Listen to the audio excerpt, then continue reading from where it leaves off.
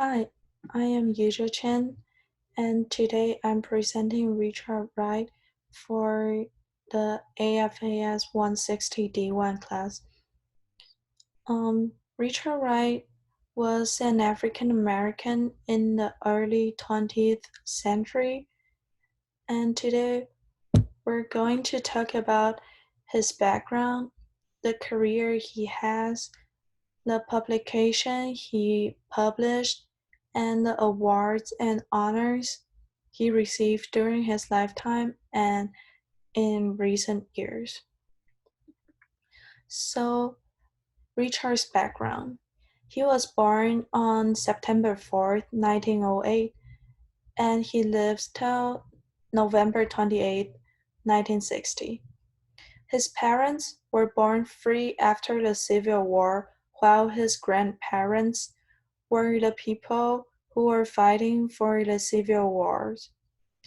He published a memoir, Black Boy, which is a biography by himself and talking about the story he has, the background, his lifetime, and his life experience. And during his 8th grade, he published his first essay, The Voodoo of Hell's Half-Acre, in the local black newspaper, Southern Register. Since he did not attend school during his regular age, he was 15 years old at that time already, and then he moved to Chicago in 1927. So he once challenges his principal because his principal requested him to do a speech in front of the public, and the draft was the one that the principal already written. So he said to the principal, "The people are coming to hear the students, and I won't make a speech that you have written." This is the principle he has, and he actually stuck into it, and he didn't do the speech for the public.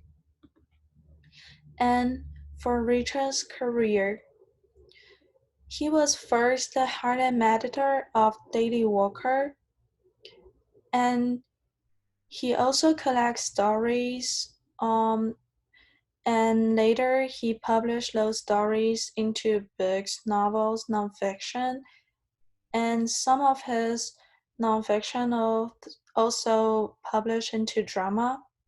And then the most important nonfiction novel in his life, The Black Boy, which talks about himself, as I already mentioned in the earlier slides. And so for this class, it's about history, African American history. So history is also an important part. So what happened in the United States during Richard's lifetime, which is during 1908 to 1960.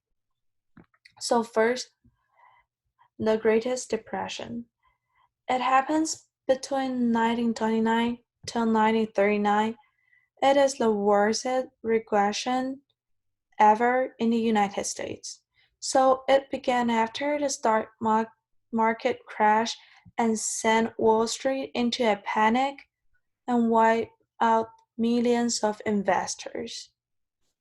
And then it is the World War II, which happened between 1939 to 1945.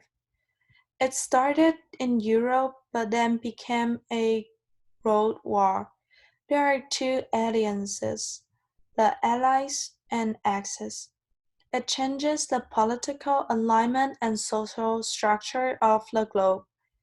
It later built up the five-man strongest country in the globe. And the last one is the Cold War. It happens between 1947 to 1991, which the Soviet fallen apart. So there are so many competitions between the United States and Soviet between 1947 till 1991. So, for example, there is the arms race, such as atom bombs, and space exploration, such as launching rockets. And it ended by the Soviet falling apart in 1991. And the most important symbol of the Cold War, which is the Berlin Wall, was destroyed at that time. And Richard's publication.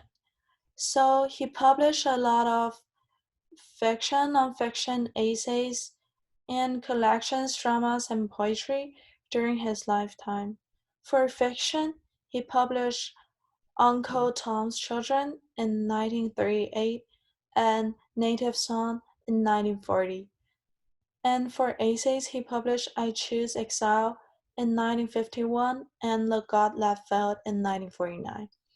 For nonfiction, he published Black Boy in 1945 and The Color Curtain in 1956.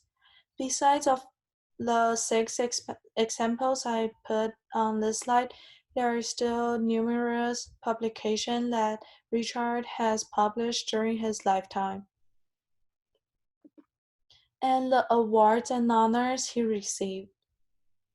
He received the Spingarn Medal in 1941 from the NAACP, and he got the Guggenheim Fellowship in 1939. He also received the Story Magazine Award in 1938, and in recent time, he was featured on a U.S. postage stamp in 2009, and he was inducted into the Chicago Literary Hall of Fame in 2010. So even though he has already passed away, but the importance he lived for African American authors are still important. So that's why he got the feature on the postage stamp and inducted into the Chicago Literary Hall of Fame in these recent years.